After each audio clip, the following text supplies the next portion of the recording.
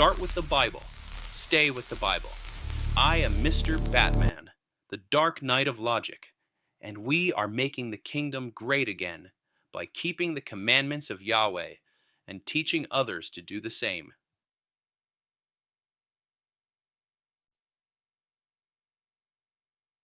Welcome to BioLogos Academy. I am the Dark Knight of Logic, and today we are stepping into the dissection room to examine the greatest courtroom drama in human history: the trial, the accusations, and the absolute legality of the Messiah, Yeshua. We are going to look at the historical record, but before we examine a single piece of evidence, we must establish our foundation.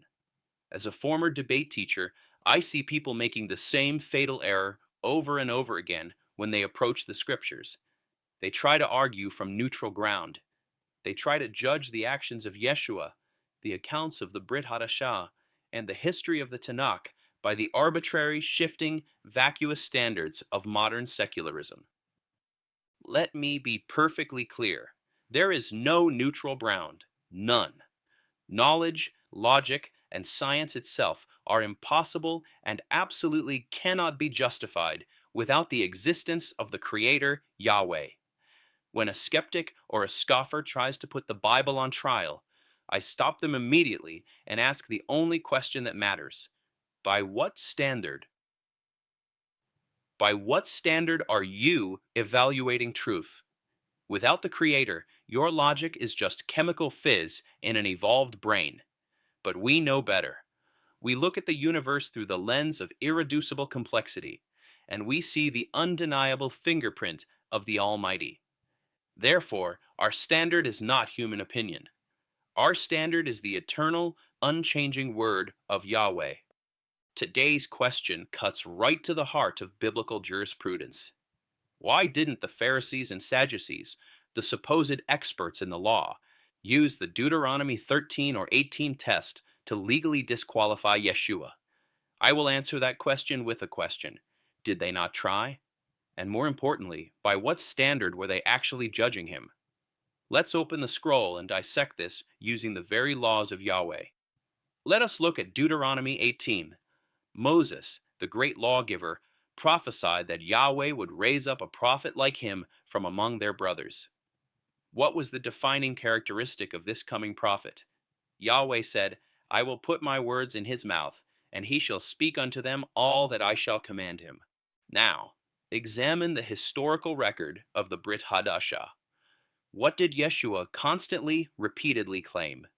Did he claim to be a rogue innovator, starting a new religion? Did he claim to be replacing the Torah with a lawless system of mere mental assent? Look at John 8:28.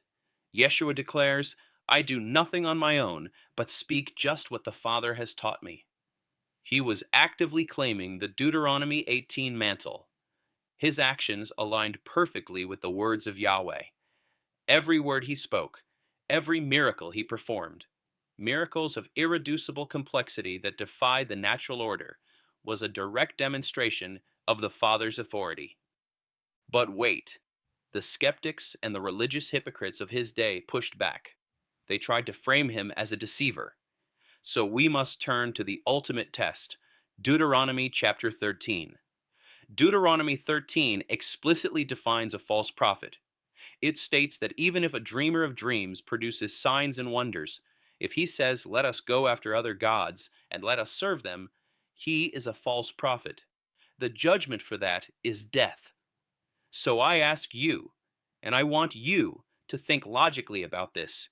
Do not just regurgitate what you heard in Sunday school. Did Yeshua ever, in his entire earthly ministry, instruct a single person to worship anyone other than Yahweh? Did he ever tell anyone to abandon the Torah?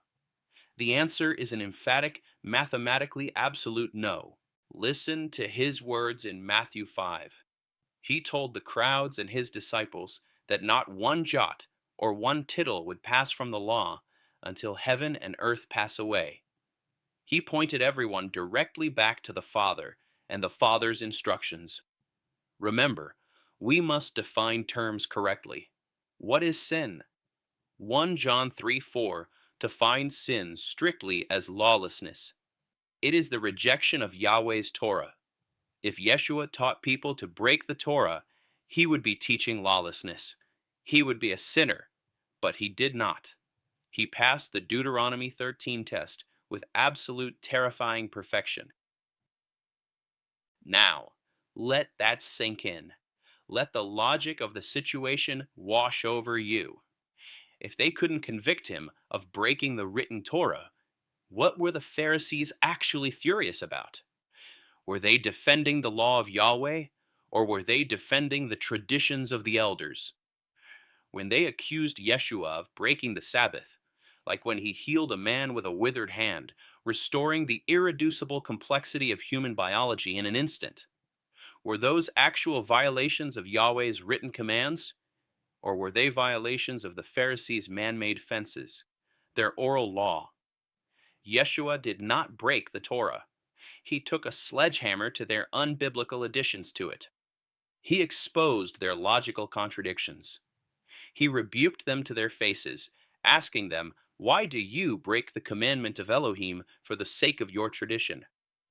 That is Matthew 15:3. He didn't come to abolish the law.